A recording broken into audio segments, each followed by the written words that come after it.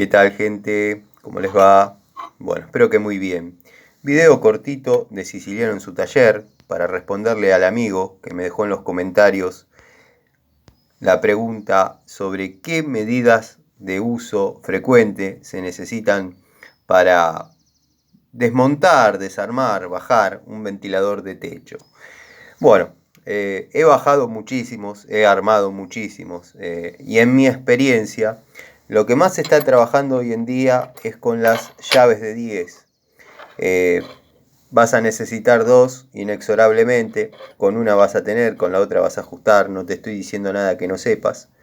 Pero bueno, hoy en día la mayoría de los ventiladores de techo vienen con buloncitos cabeza 10, dado que son bulones de 6 milímetros.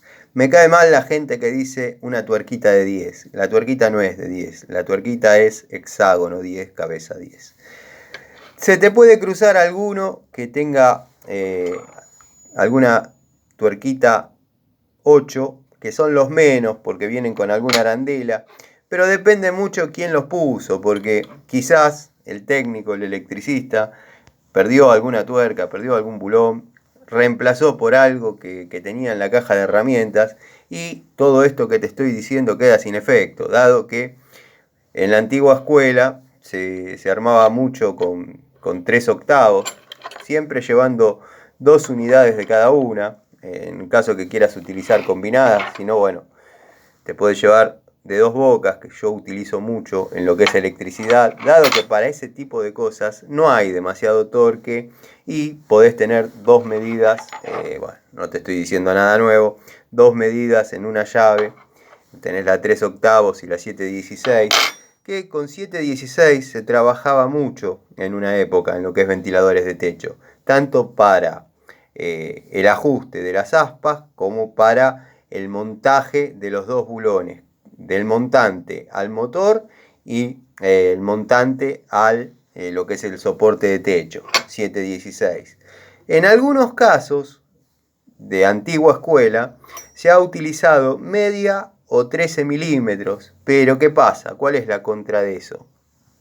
El bulón ya está en 8 milímetros o 5/16 y reduce mucho el paso que queda dentro del montante, dentro del cañito montante, para pasar los cables, o sea, queda muy apretado. Sumado que los electricistas de antigua escuela metían cables de por ahí 1,5 milímetros y que créeme que quedaba lleno y era incómodo trabajarlo, dado que cuando quedaba todo armado y apretadito, había que asegurarse de que los cables no se estén lastimando producto del ajuste. Pero bueno, resumiéndotela un poco, te podés encontrar, si es algo nuevo, de nueva generación, te podés encontrar con 10, llave, o sea, buloncitos, tuercas para llave 10. Alguna que otra oportunidad ha aparecido algún equipo con bulones cabeza 8. Si es un ventilador de antigua escuela, 3 octavos, 7/16. Y si te tocó un electricista de los antiguos, de los que le da miedo que se caiga, le da miedo que se corten ese tipo, las fijaciones, los tornillos, bueno, los bulones, media. Ahí sí, llévate 2 porque seguramente ese electricista lo armó con tuerca y contratuerca. Así que bueno, espero que te sirva el dato. Te voy a dejar en los comentarios que ya te respondí a través de un video, dado que por ahí tenés que hacer el trabajo y necesitabas la información. Y decirte todo esto por texto en un comentario sería medio largo.